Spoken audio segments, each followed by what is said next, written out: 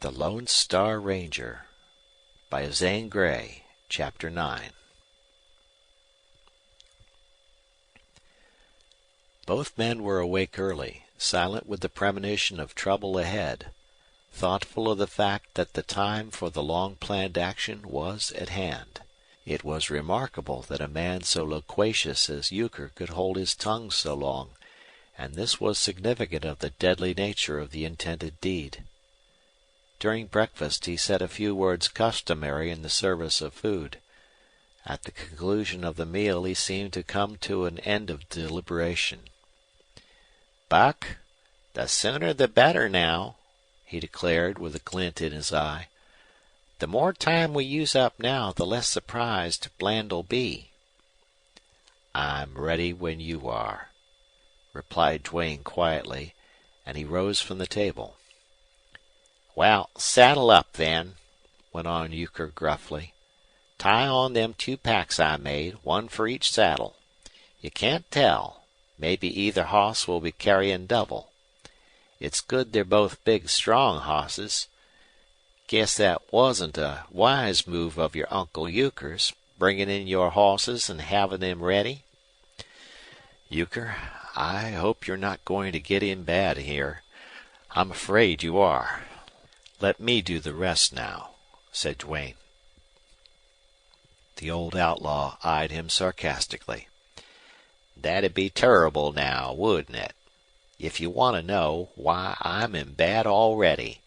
I didn't tell you that Alloway called me last night. He's getting wise pretty quick."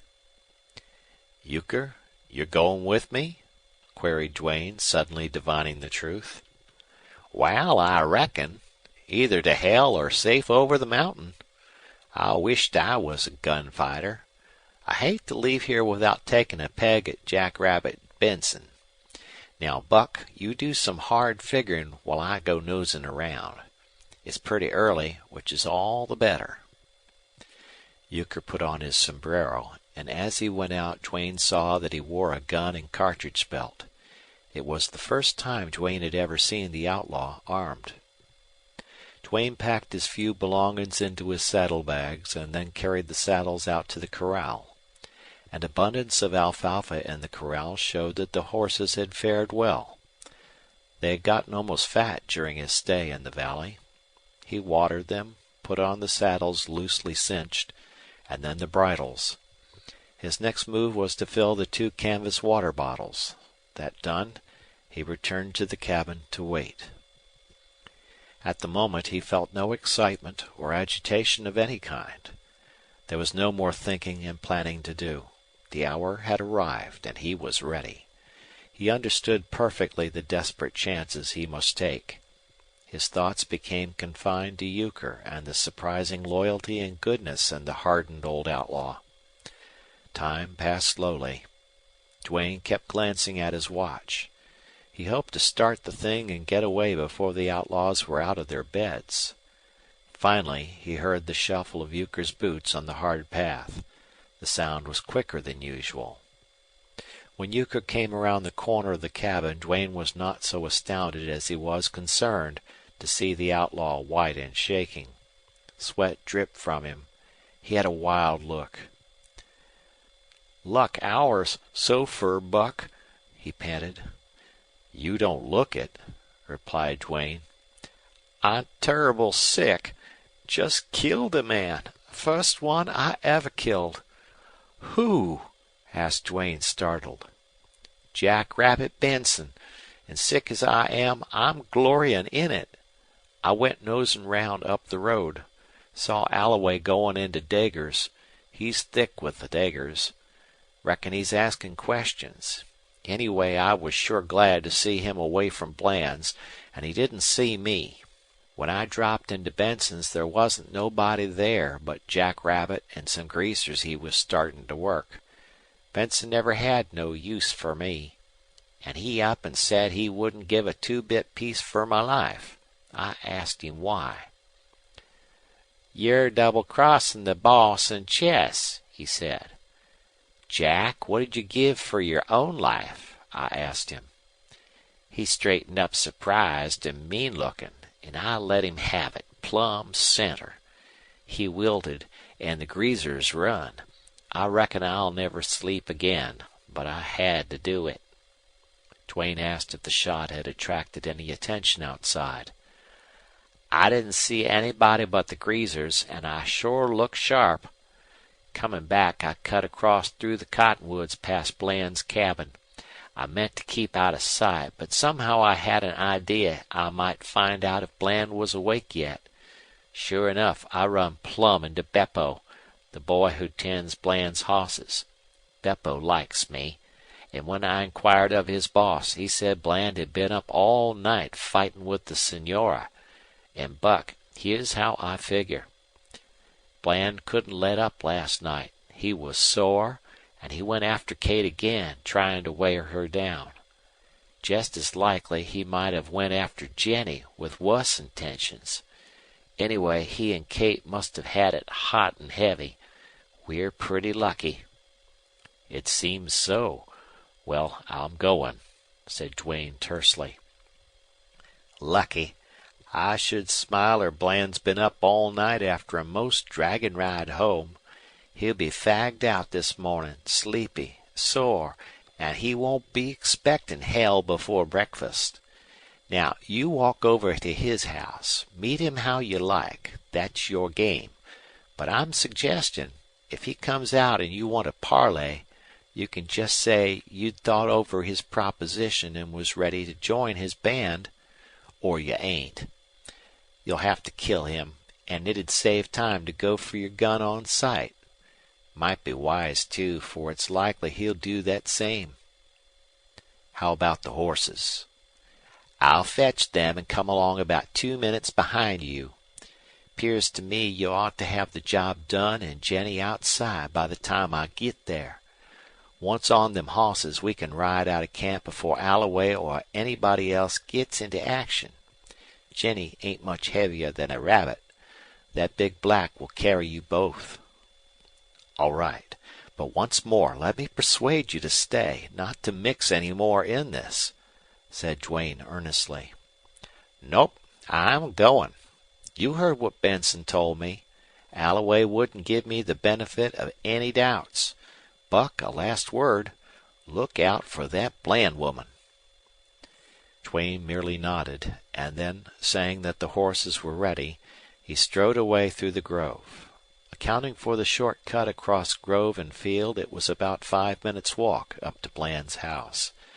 To Duane it seemed long in time and distance, and he had difficulty in restraining his pace.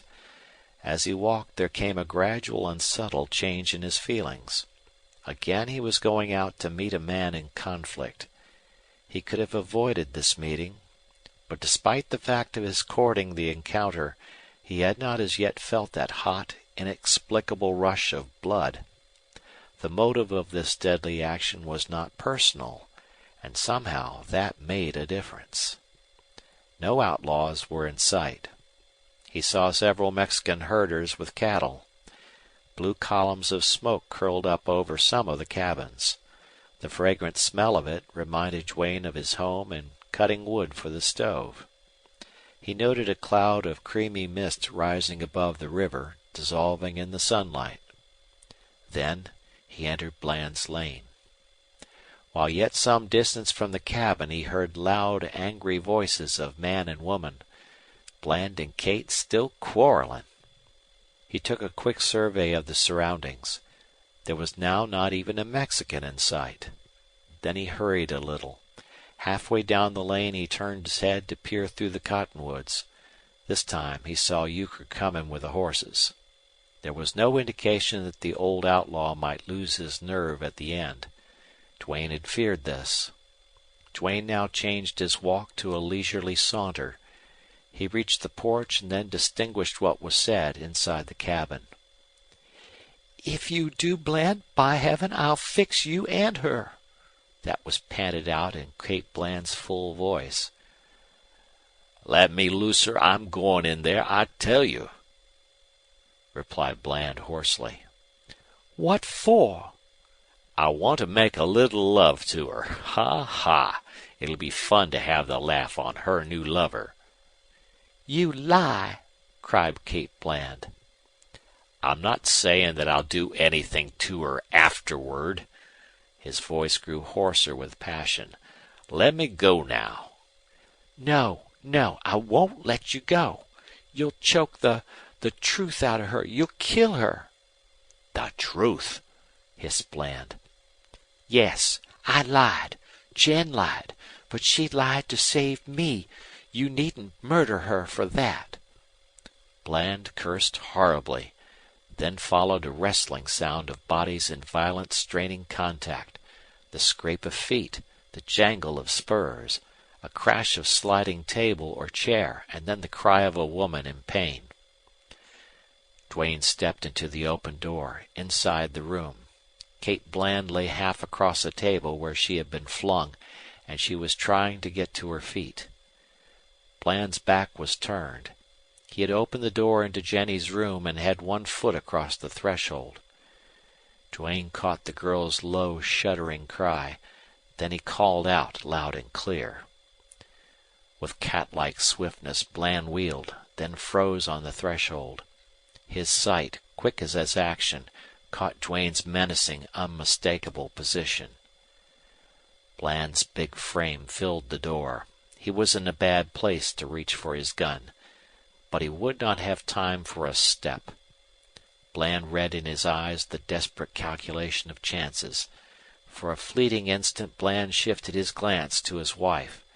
Then his whole body seemed to vibrate with the swing of his arm. Duane shot him. He fell forward, his gun exploding as it hit into the floor, and dropped loose from stretching fingers.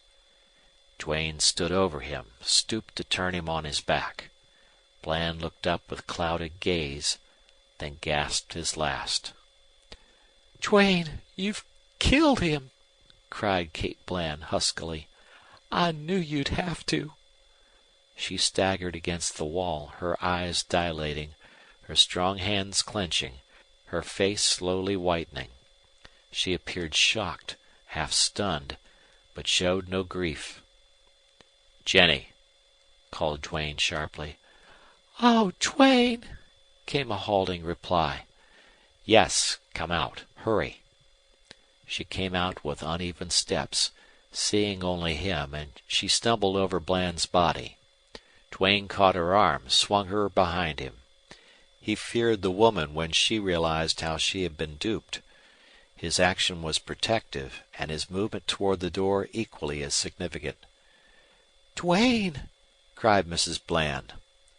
It was no time for talk. Duane edged on, keeping Jenny behind him. At that moment there was a pounding of iron-shod hoofs out on the lane. Kate Bland bounded to the door. When she turned back, her amazement was changing to realization. "Where are you taking Jen?" she cried, her voice like a man's. "Get out of my way," replied Duane. His look, perhaps, without speech, was enough for her. In an instant she was transformed into a fury. "You hound! All the time you were fooling me. You made love to me. You let me believe. You swore you loved me. Now I see what was queer about you.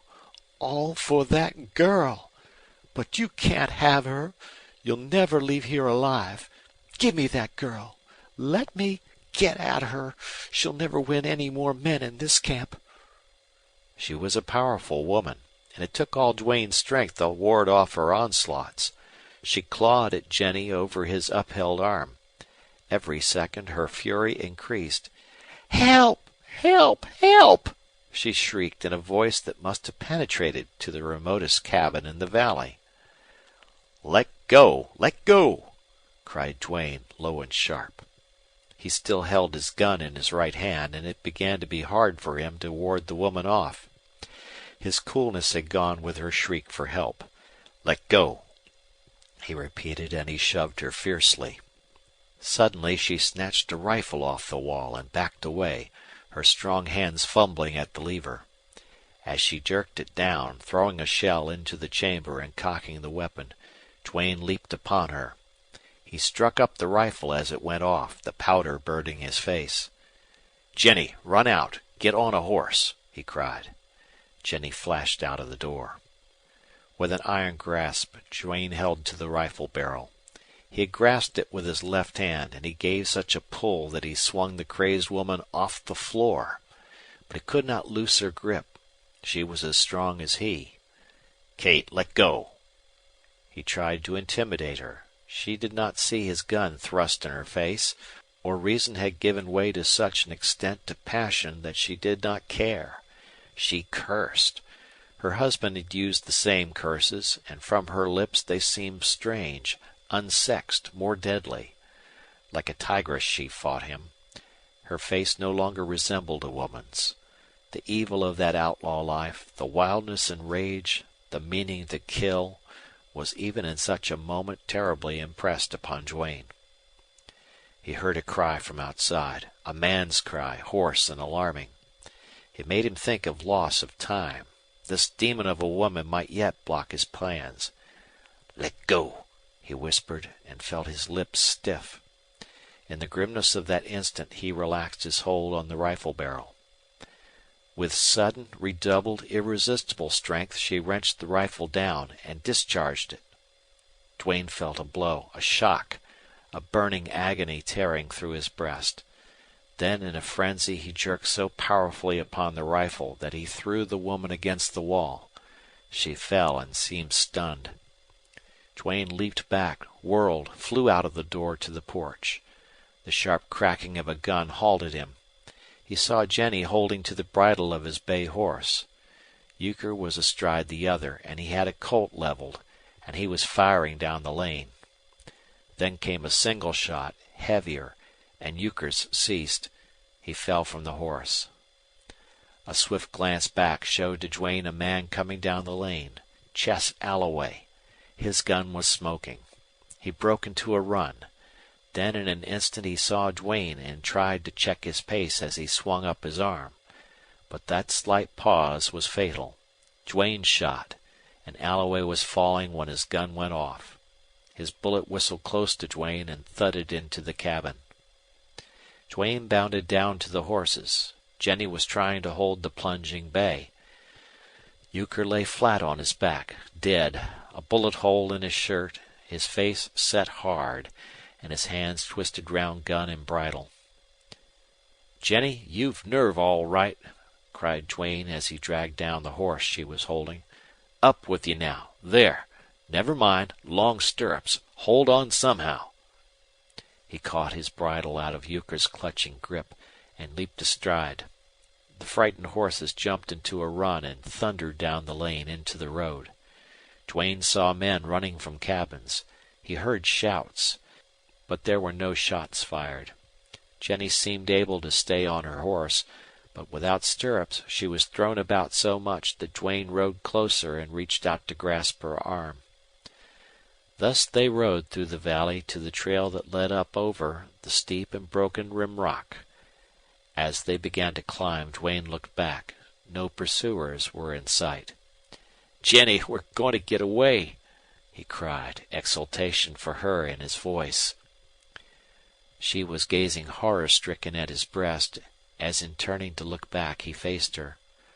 "Oh, Duane, your shirt's all bloody," she faltered, pointing with trembling fingers.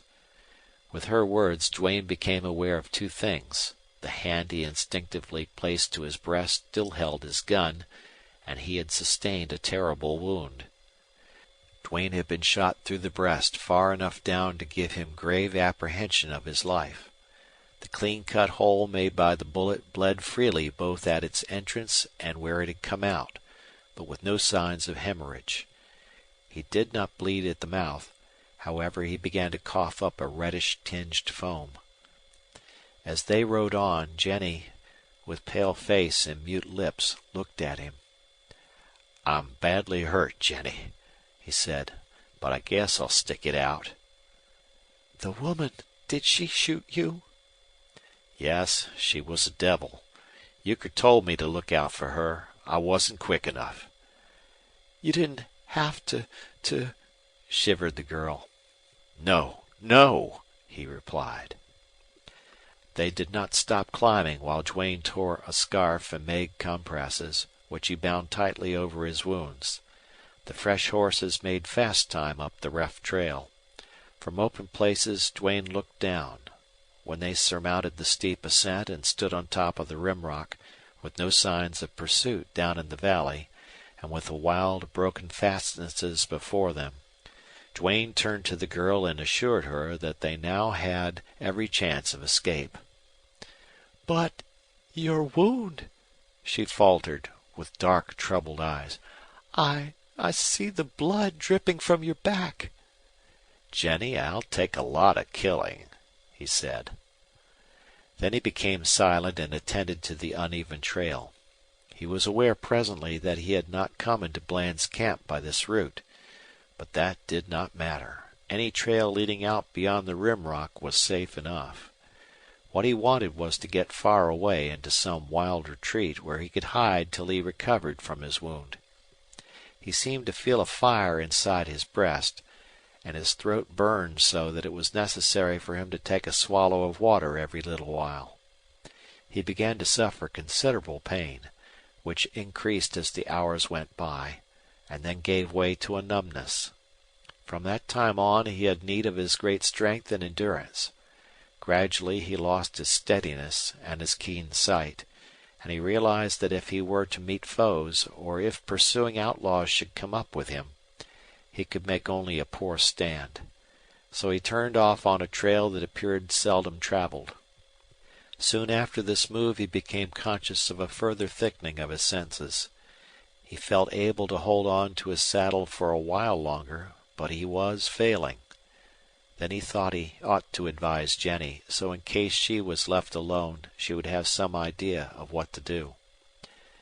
"Jenny, I'll give out soon," he said. "No, I don't mean what you think. But I'll drop soon. My strength's going. If I die, you ride back to the main trail. Hide and rest by day. Ride at night. That trail goes to water. I believe you could get across the Nueces, where some rancher will take you in." Duane could not get the meaning of her incoherent reply. He rode on, and soon he could not see the trail or hear his horse. He did not know whether they traveled a mile or many times that far.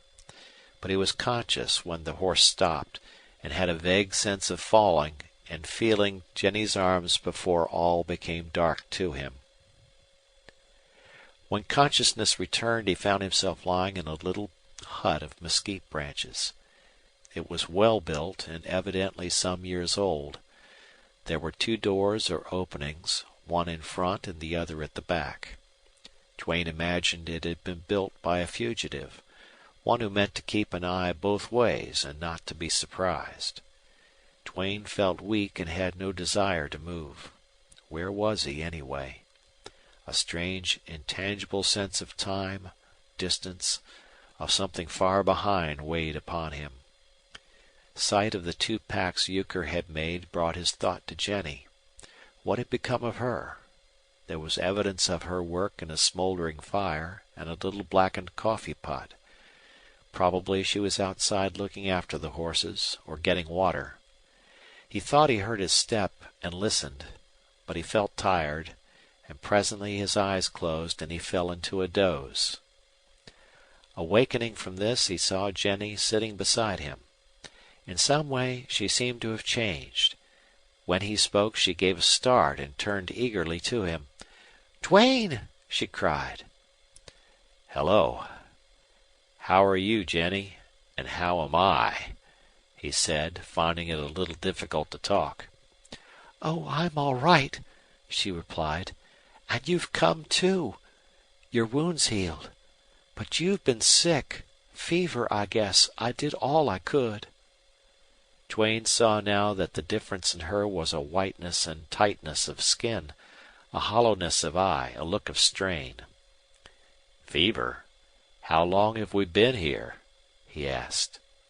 She took some pebbles from the crown of his sombrero and counted them. 9 days," she answered. 9 days! He exclaimed incredulously. But another look at her assured him that she meant what she said. "I've been sick all the time? You nursed me?" "Yes." "Bland's men didn't come along here?" "No. "Where are the horses?" I keep them grazing down in a gorge back of here. There's good grass and water." "Have you slept any?" "A little. Lately I couldn't keep awake." "Good Lord, I should think not. You've had a time of it sitting here day and night nursing me, watching for the outlaws. Come, tell me all about it." "There's nothing much to tell." "I want to know anyway, just what you did, how you felt." "I can't remember very well," she replied simply. "We must have ridden 40 miles that day we got away. You bled all the time. Toward evening you lay on your horse's neck. When we came to this place you fell out of the saddle. I dragged you in here and stopped your bleeding. I thought you'd die that night. But in the morning I had a little hope. I had forgotten the horses, but luckily they didn't stray far. I caught them and kept them down in the gorge. When your wounds closed and you began to breathe stronger, I thought you'd get well quick. It was fever that put you back. You raved a lot, and that worried me, because I couldn't stop you. Anybody trailing us could have heard you a good ways. I don't know whether I was scared most then or when you were quiet, and it was so dark and lonely and still all around. Every day I put a stone in your hat." "Jenny, you saved my life," said Duane. "I don't know. Maybe. I did all I knew how to do," she replied. "You saved mine more than my life." Their eyes met in a long gaze, and then their hands in a close clasp. "Jenny, we're going to get away," he said, with gladness. "I'll be well in a few days. You don't know how strong I am. We'll hide by day and travel by night. I can get you across the river." "And then?" she asked. "We'll find some honest rancher." "And then?" she persisted. "Why," he began slowly, "that's as far as my thoughts ever got. It was pretty hard, I tell you, to assure myself of so much. It means your safety. You'll tell your story. You'll be sent to some village or town and taken care of until a relative or friend is notified." "And you?" she inquired in a strange voice. Duane kept silence. "What will you do?" she went on. "Jenny, I'll go back to the brakes. I daren't show my face among respectable people. I'm an outlaw." "You're no criminal," she declared with deep passion. "Jenny, on this border the little difference between an outlaw and a criminal doesn't count for much." "You won't go back among those terrible men? You, with your gentleness and sweetness, all that's good about you? Oh, Duane, don't. Don't go." "I can't go back to the outlaws. At least not Bland's band. No, I'll go alone. I'll lone wolf it, as they say on the border. What else can I do, Jenny?" "Oh, I don't know. Couldn't you hide? Couldn't you slip out of Texas? Go far away?" "I could never get out of Texas without being arrested. I could hide, but a man must live. Never mind about me, Jenny." In 3 days Duane was able with great difficulty to mount his horse. During daylight, by short relays, he and Jenny rode back to the main trail, where they hid again till he had rested.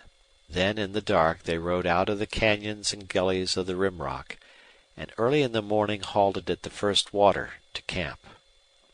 From that point they traveled after nightfall and went into hiding during the day. Once across the Nueces River, Duane was assured of safety for her and great danger for himself.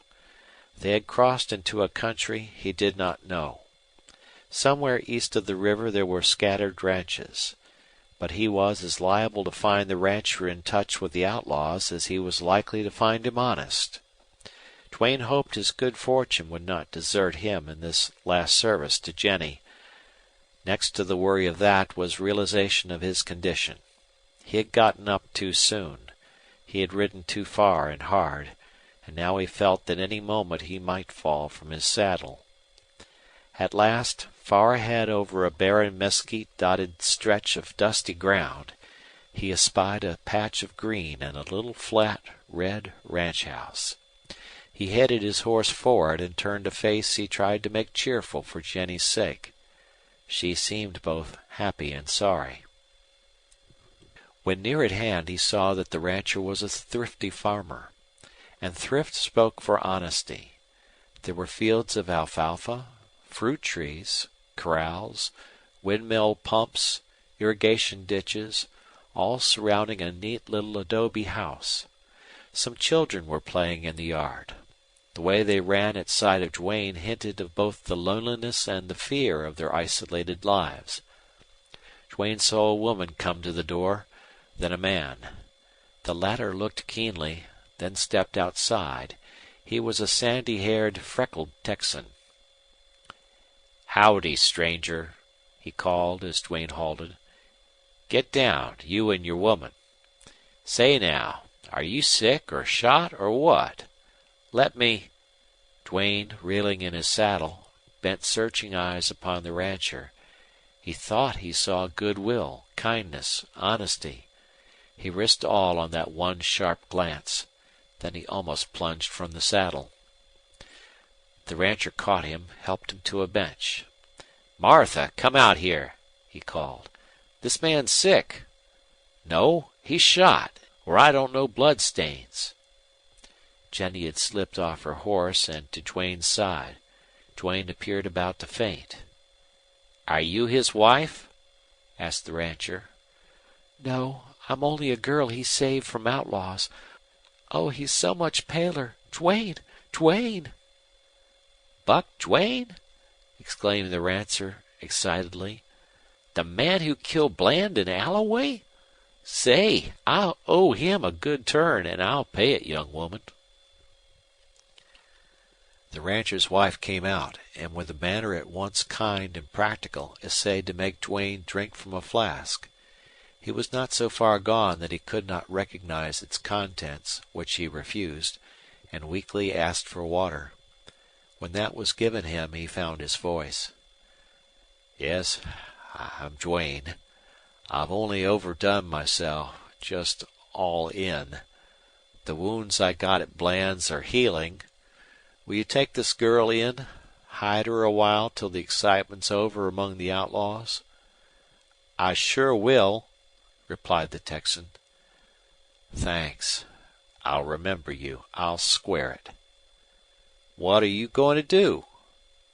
"I'll rest a bit, then go back to the brakes." "Young man, you ain't in any shape to travel. See here, any rustlers on your trail?" "I think we gave Bland's gang the slip." "Good. I'll tell you what. I'll take you in along with the girl and hide both of you till you get well. It'll be safe. My nearest neighbor is 5 miles off. We don't have much company." "You risk a great deal. Both outlaws and rangers are hunting me," said Duane. "Never seen a ranger yet in these parts. And have always got along with outlaws, maybe excepting Bland. I tell you, I owe you a good turn." "My horses might betray you," added Duane. "I'll hide them in a place where there's water and grass. Nobody goes to it. Come now, let me help you indoors."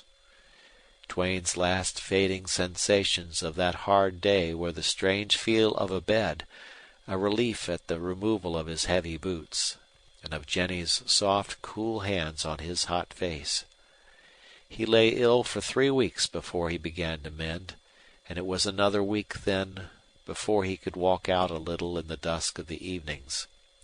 After that his strength returned rapidly, and it was only at the end of this long siege that he recovered his spirits. During most of his illness he had been silent, moody. "Jenny, I'll be riding off soon," he said one evening. "I can't impose on this good man Andrews much longer. I'll never forget his kindness. His wife, too. She's been so good to us. Yes, Jenny, you and I will have to say good-by very soon." "Don't hurry away," she replied. Lately Jenny had appeared strange to him. She had changed from the girl he used to see at Mrs. Bland's house. He took her reluctance to say good-bye as another indication of her regret that he must go back to the Brakes. Yet somehow it made him observe her more closely. She wore a plain white dress made from material Mrs. Andrews had given her. Sleep and good food had improved her. If she had been pretty out there in the outlaw den, now she was more than that. But she had the same paleness, the same strained look, the same dark eyes full of haunting shadows. After Duane's realization of the change in her, he watched her more, with a growing certainty that he would be sorry not to see her again. "It's likely we won't ever see each other again," he said. "That's strange to think of. We've been through some hard days, and I seem to have known you a long time." Jenny appeared shy, almost sad, so Duane changed the subject to something less personal. Andrews returned one evening from a several days' trip to Huntsville. "Duane, everybody's talking about how you cleaned up the Bland outfit," he said, important and full of news. "It's some exaggerated, according to what you told me, but you sure made friends on this side of the Nueces. I reckon there ain't a town where you wouldn't find people to welcome you. Huntsville, you know, is some divided in its ideas. Half the people are crooked. Likely enough, all them who was so loud in praise of you are the crookedest. For instance, I met King Fisher, the boss outlaw of these parts. Well, King thinks he's a decent citizen. He was telling me what a grand job yours was for the border and honest cattlemen. Now that Bland and Alloway are done for, King Fisher will find rustling easier. There's talk of Hardin moving his camp over to Bland's. But I don't know how true it is. I reckon there ain't much to it. In the past, when a big outlaw chief went under, his band almost always broke up and scattered. There's no one left who could run that outfit." "Did you hear of any outlaws hunting me?" asked Duane. "Nobody from Bland's outfit is hunting you, that's sure," replied Andrews. "Fisher said there never was a hoss straddled to go on your trail. Nobody had any use for Bland. Anyhow, his men would be afraid to trail you. And you could go right into Huntsville, where you'd be some popular. Reckon you'd be safe, too, except when some of them fool saloon loafers or bad cowpunchers would try to shoot you for the glory in it. Them kind of men will bob up everywhere you go, Duane." "I'll be able to ride and take care of myself in a day or two," went on Duane. "Then I'll go. I'd like to talk to you about Jenny." "She's welcome to a home here with us." "Thank you, Andrews. You're a kind man. But I want Jenny to get farther away from the Rio Grande. She'd never be safe here. Besides, she may be able to find relatives. She has some, though she doesn't know where they are." "All right, Duane. Whatever you think best. I reckon now you'd better take her to some town. Go north and strike for Shelbyville or Crockett. Them's both good towns. I'll tell Jenny the names of men who'll help her. You needn't ride into town at all." "Which place is nearer, and how far is it?" "Shelbyville. I reckon about 2 days' ride. Poor stock country, so you ain't liable to meet rustlers. All the same, better hit the trail at night and go careful." At sunset 2 days later, Duane and Jenny mounted their horses and said good-bye to the rancher and his wife. Andrews would not listen to Duane's thanks. "I tell you I'm beholden to you yet," he declared. "Well, what can I do for you?" asked Duane. "I may come along here again some day." "Get down and come in, then, or you're no friend of mine. I reckon there ain't nothin' I can think of. I just happened to remember." Here he led Duane out of earshot of the women and went on in a whisper. "Buck, I used to be well to do. Got skinned by a man named Brown. Rodney Brown. He lives in Huntsville, and he's my enemy. I never was much on fightin', or I'd have fixed him. Brown ruined me, stole all I had. He's a hoss and cattle thief, and he has pull enough at home to protect him. I reckon I needn't say any more." "Is this Brown a man who shot an outlaw named Stevens?" queried Duane, curiously. "Sure, he's the same. I heard that story. Brown swears he plugged Stevens through the middle. But the outlaw rode off, and nobody ever knew for sure. Luke Stevens died of that shot. I buried him," said Duane. Andrews made no further comment, and the two men returned to the women. "The main road for about 3 miles, then where it forks take the left-hand road and keep on straight." "The main road for about 3 miles, then where it forks take the left-hand road and keep on straight. That's what you said, Andrews?" "Shore. And good luck to you both." Duane and Jenny trotted away into the gathering twilight. At the moment an insistent thought bothered Duane. Both Luke Stevens and the rancher Andrews had hinted to Duane to kill a man named Brown. Duane wished with all his heart that they had not mentioned it, let alone take for granted the execution of the deed. What a bloody place Texas was! Men who robbed and men who were robbed both wanted murder. It was in the spirit of the country. Duane certainly meant to avoid ever meeting this Rodney Brown. And that very determination showed Duane how dangerous he really was, to men and to himself. Sometimes he had a feeling of how little stood between his sane and better self and a self utterly wild and terrible. He reasoned that only intelligence could save him, only a thoughtful understanding of his danger and a hold upon some ideal. Then he fell into low conversation with Jenny, holding out hopeful views of her future, and presently darkness set in. The sky was overcast with heavy clouds. There was no air moving. The heat and oppression threatened storm. By and by Duane could not see a rod in front of him, though his horse had no difficulty in keeping to the road. Duane was bothered by the blackness of the night. Traveling fast was impossible, and any moment he might miss the road that led off to the left. So he was compelled to give all his attention to peering into the thick shadows ahead. As good luck would have it, he came to higher ground where there was less mesquite, and therefore not such impenetrable darkness, and at this point he came to where the road split. Once headed in the right direction, he felt easier in mind. To his annoyance, however, a fine, misty rain set in. Jenny was not well dressed for wet weather, and, for that matter, neither was he. His coat, which in that dry, warm climate he seldom needed, was tied behind his saddle, and he put it on Jenny. They traveled on. The rain fell steadily, if anything, growing thicker. Duane grew uncomfortably wet and chilly. Jenny, however, fared somewhat better by reason of the heavy coat.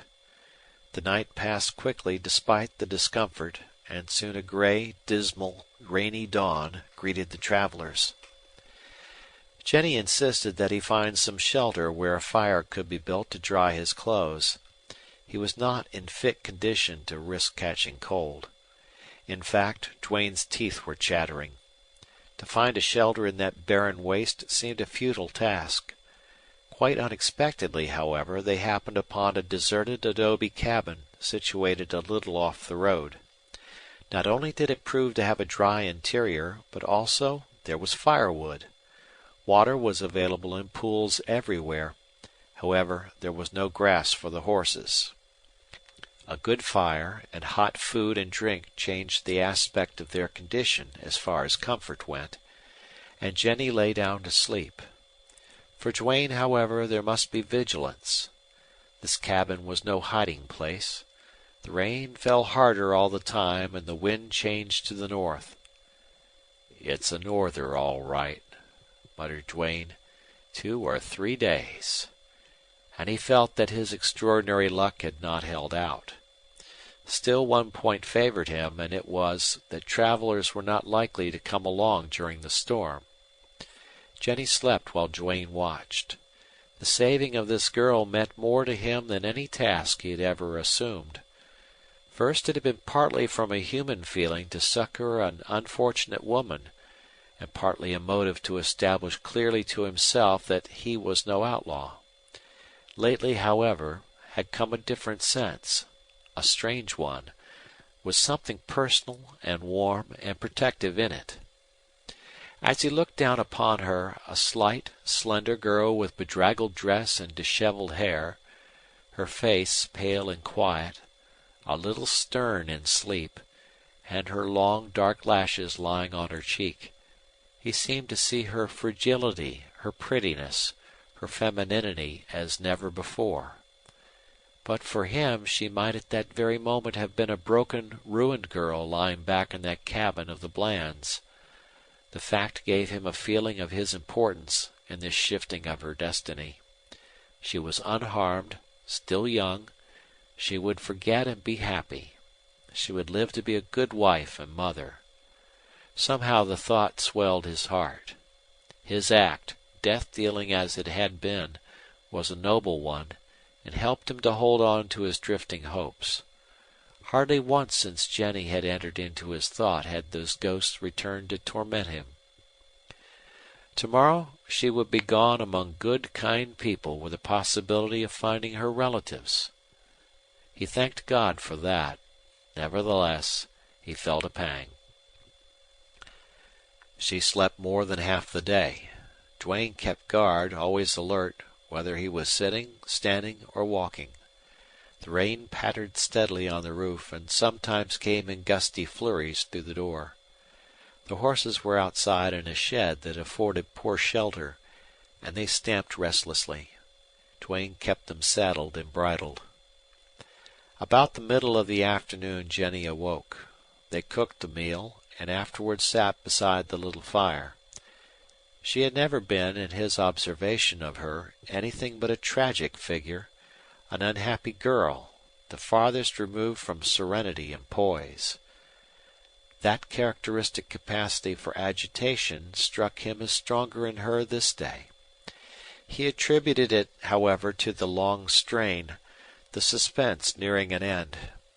Yet sometimes when his eyes were on him, she did not seem to be thinking of her freedom, of her future.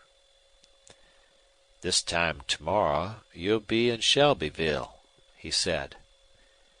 "Where will you be?" she asked quickly. "Me? Oh, I'll be making tracks for some lonesome place," he replied. The girl shuddered. "I've been brought up in Texas. I remember what a hard lot the men of my family had. But, poor as they were, they had a roof over their heads, a hearth with a fire, a warm bed, somebody to love them. And you, Duane, oh, my God, what must your life be? You must ride and hide and watch eternally. No decent food, no pillow, no friendly word, no clean clothes, no woman's hand. Horses, guns, trails, rocks, holes. These must be the important things in your life. You must go on riding, hiding, killing until you meet." She ended with a sob and dropped her head on her knees. Duane was amazed, deeply touched. "My girl, thank you for that thought of me," he said with a tremor in his voice. "You don't know how much that means to me." She raised her face, and it was tear-stained, eloquent, beautiful. "I've heard tell the best of the men go to the bad out there.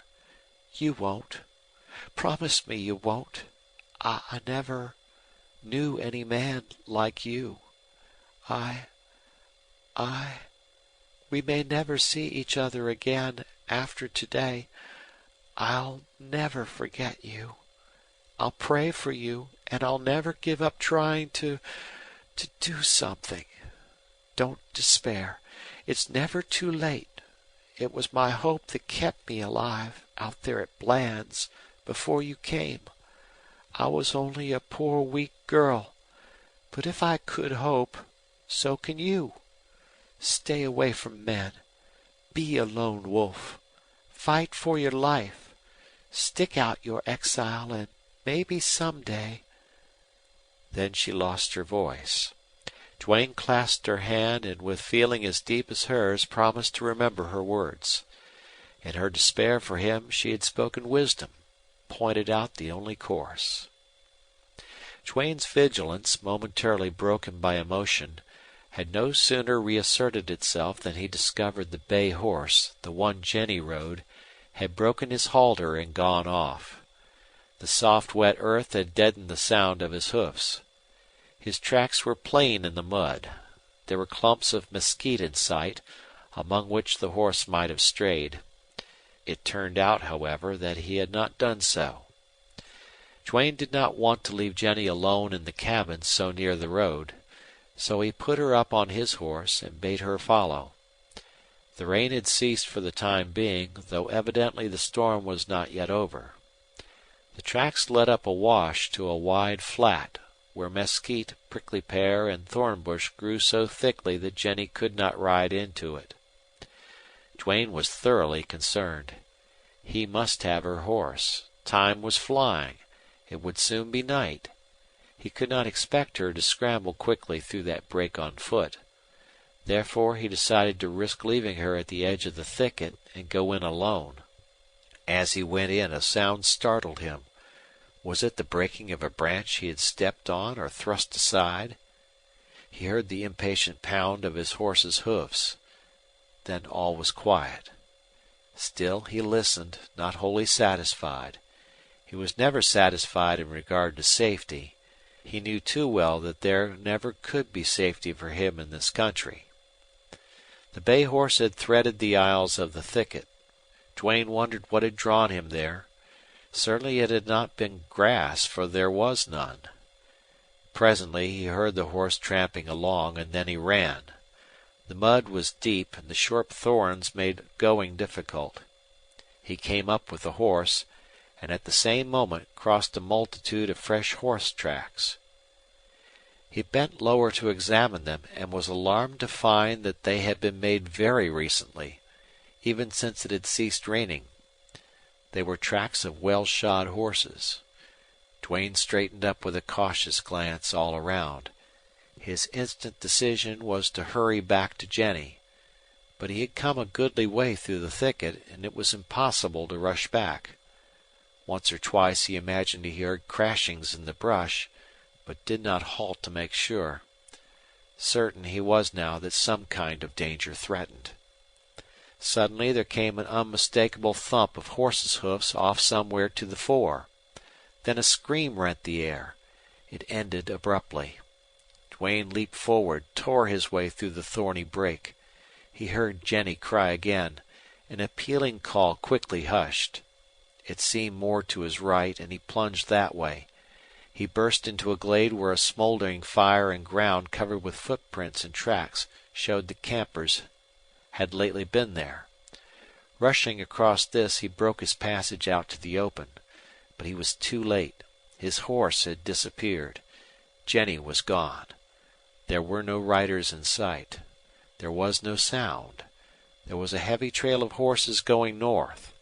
Jenny had been carried off, probably by outlaws. Duane realized that pursuit was out of the question, that Jenny was lost. End of chapter.